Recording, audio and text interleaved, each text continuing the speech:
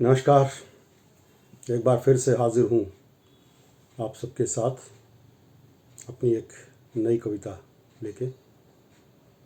पिछली कविता पिछले महीने के सेकंड वीक में डाली थी, तो सोचा टाइम हो गया है कुछ नया लिखूं। तो ऐसे ही देहरादून में अपनी भांजी शैलजा यानी कि चारू के साथ बात कर रहा था। उसको बता रहा था कि मैं अपनी कविता लिख रहा हूँ।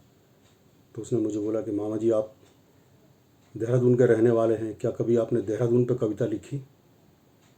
तो मेरे को दिमाग में आया कि नहीं, सही कह रही है कि मेरे को देहरादून पे ही कविता लिखनी चाहिए। तो लीजिए, देहरादून टॉपिक को लेके आज मैंने ये कविता लिखने की कोशिश कर रही है। देहरादून जो कि मेरे मास्टर्स का साक्षी रहा है पढ़ाई का। तो लीजिए, छोटी सी कोशिश है, बहुत बड़ा है देहरादून, उस पर कविता लिखना बहुत असंभव है, लेकिन मेरा प्रयास एक छोटा सा।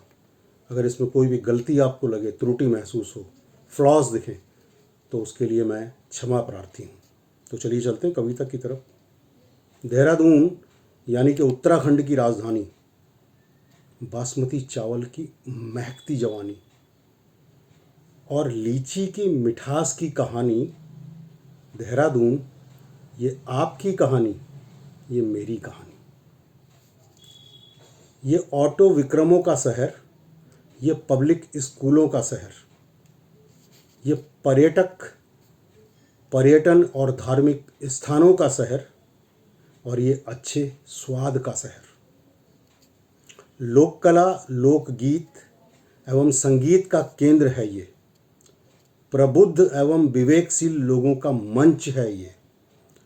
पहाड़ी एवं मैदानी सभ्यताओं का संगम है ये, और सभी तरह के लोगों के आकर्षण का केंद्र है ये।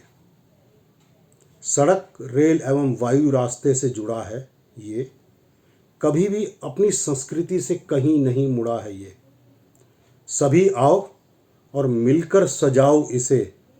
सिर्फ शहर ही नहीं, एक अच्छा मेजबान है ये। घाटी के अंदर है मेरा देहरादून, पहाड़ों से घिरा है मेरा देहरादून। इसका आकर्षण बहुत ही निराला है, इसीलिए सभी के दिलों में बसा है मेरा देहरादून। ये गुरु राम राय जी की भूमि, ये भारतीय सैन्य अकादमी की भूमि, ये FRI की भूमि, ये मेरी विद्या की भूमि। यहाँ बसते हैं कई धर्मों और कई जातियों के लोग। यहाँ जो भी आया यहीं कर होके रह गया,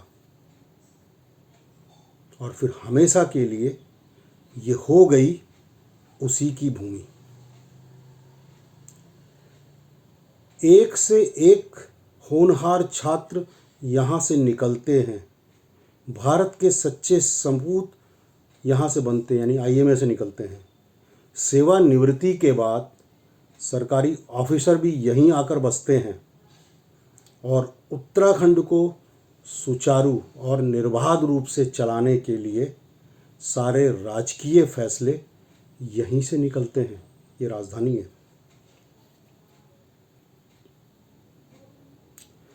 राजावाला, पिट्ठूवाला, हर्रावाला, डोईवाला, धर्मपुर, अजबपुर, बल्लूपुर और रायपुर, प्रिंस चौक, आराघर, जोगीवाला, करनपुर, घंटाघर, पलटन बाजार, परेड ग्राउंड और राजपुर।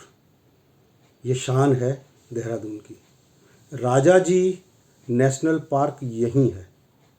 सल्फर के पानी की शुद्ध धारा सहस्त्रधारा यहीं है।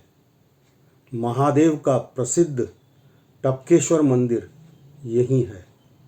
माँ काली का भव्य मंदिर डाट काली मंदिर यहीं है। गुफाओं से गिरा गुच्चू पानी यहीं है। मालसी हिरन पार्क यहीं स्थित है। बौद्ध संस्कृति से सुसज्जित बौद्ध मठ यहीं है।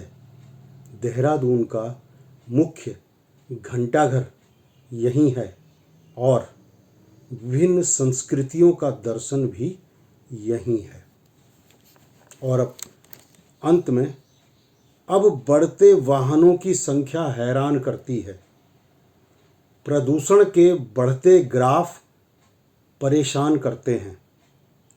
कितना शांत और हरा भरा होता था कभी मेरा ये शहर, अब इसकी आधुनिकता उन्नति का संकेत तो देती है, पर जीवन के बदलते मापदंड सभी को सोचने पर मजबूर करते हैं, सोचने पे मजबूर करते हैं, सोचने पे मजबूर करते हैं।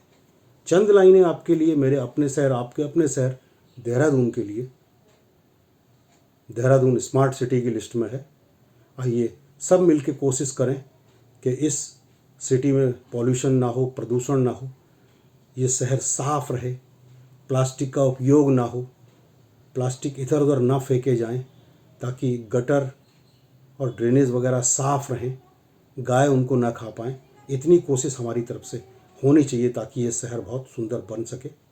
अब चूँकि ग्रीष्म का अवकाश खत्म हो रहा है और गर्मियाँ अपने ढलान पे जा रही हैं, वर्षा ऋतु कदम रखने की तैयारी में है, तो वर्षा ऋतु में होने वाली परेशानियों को दूर करने के लिए प्री मानसून चेकिंग जितना कर सकते हैं करिए, और बरसात में भी अपनी जो ज़िंदगी है, अपनों की ज़िंदगी है, उसको सुचारू और बाधा रहित बनाइए।